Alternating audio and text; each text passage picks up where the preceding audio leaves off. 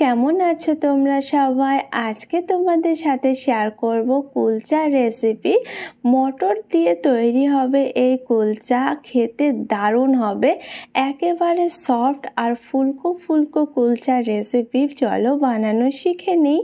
এটা বানাতে সর্বপ্রথম একটা ডো বানাবো, যার জন্য 2 চামচ তেল, সাথে হাফ চামচ লবণ, 1 চামচ চিনি, আর এখানে অ্যাড করেছি 1/4 কাপ দুধ।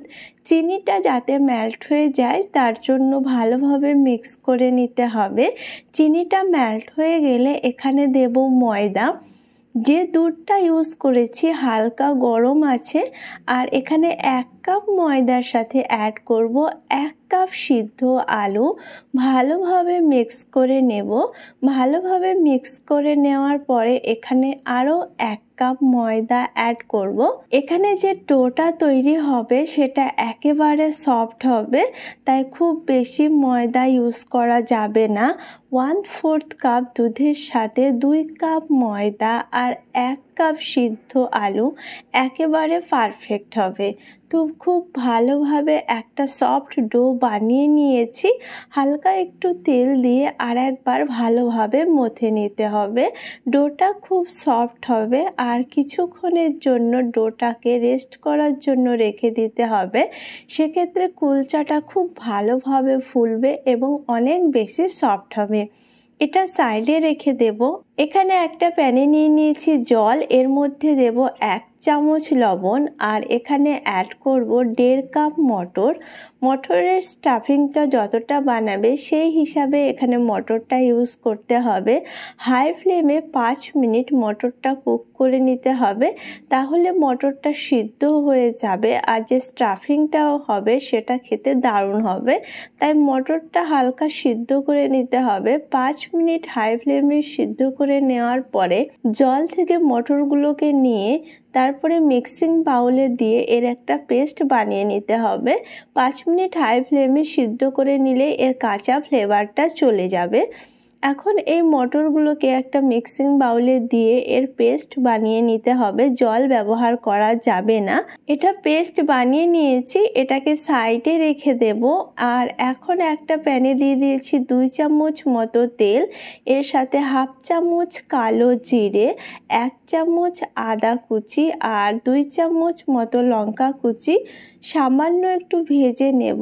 আদা আর কালো জিরের ফ্লেভারটা খুব সুন্দর আসে। ভাজা হয়ে গেলে এখন এখানে অ্যাড করব একটা মিডিয়াম সাইজের পেঁয়াজ। তবে পেঁয়াজটা যদি স্কিপ করতে চাও সেক্ষেত্রে স্কিপ করা যাবে। পেঁয়াজটা হালকা ভাজা হয়ে গেলে তখন এখানে অ্যাড করতে হবে মটরের পেস্টটা। তো এখানে যে মটরের পেস্টটা বানিয়ে রেখেছি এটা অ্যাড করব, আর এর সাথে অ্যাড করব হাফ চামচ লবণ, আর হাফ চামচ এখানে অ্যাড করেছি জিরের গুঁড়ো। ভালোভাবে মিক্স করে নিতে হবে।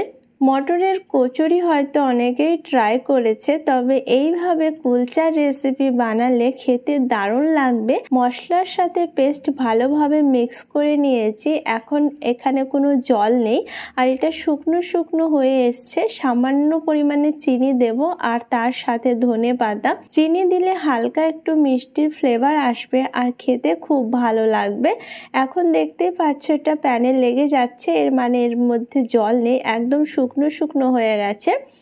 এখন এখানে ডো থেকে এইভাবে লিচি কেটে নিয়েছি, আর এর মধ্যে পুরটা ফিল করতে হবে। যেভাবে আলুর পরোটা তৈরি করা হয় ঠিক সেইভাবে এই কুলচাগুলো তৈরি করতে হবে। মটরের স্টাফিংটা ভিতরে দিয়ে এইভাবে সিল করে নিতে হবে। এখানে যে ডোটা সেটা খুব সফট হবে, তাই যে কোনো শেপে এটাকে বেলা যাবে। তো এইভাবে এটাকে সিল করে দিয়েছি। এখন এইগুলোকে বেলে নিতে হবে। ময়দা দিয়ে এগুলোকে বেলতে হবে, তেল দিয়ে বেলা যাবে না। উপরে সামান্য ধনেপাতা আর কালো জিরে দিয়েছি। কুলচা দেখতে ঠিক এরকমই হয়, সেই লুকটা দেওয়ার জন্য এখানে কালো জিরে আর ধনেপাতা ইউজ করা হয়েছে। এইভাবে বেলে নিতে হবে। দেখতে পাচ্ছ বেলার সময় একদম ফাটবে না। এখানে একটা তাওয়া দিয়েছি, খুব ভালোভাবে গরম করে হালকা একটু জলের ছিটা দিয়েছি যাতে তাওয়ার টেম্পারেচারটা ঠিক থাকে। আর এখানে যে কুলচাটা বানিয়েছি সেটা দিয়ে কভারটা বন্ধ করে দিয়েছি আর ফ্লেমটা একেবারে লো রেখেছি। এইভাবে কুলচাগুলোকে ফ্রাই করতে হবে। দেখতে পাচ্ছ কেমন ফুলে উঠেছে। এখন উল্টে দিতে হবে। উল্টে দেওয়ার পর ফ্লেমটাকে হাই করতে হবে আর উপর থেকে দিয়ে দিতে হবে তেল, বাটার বা ঘি, যে কোনো জিনিস দিয়ে এটাকে ফ্রাই করে নেওয়া যাবে।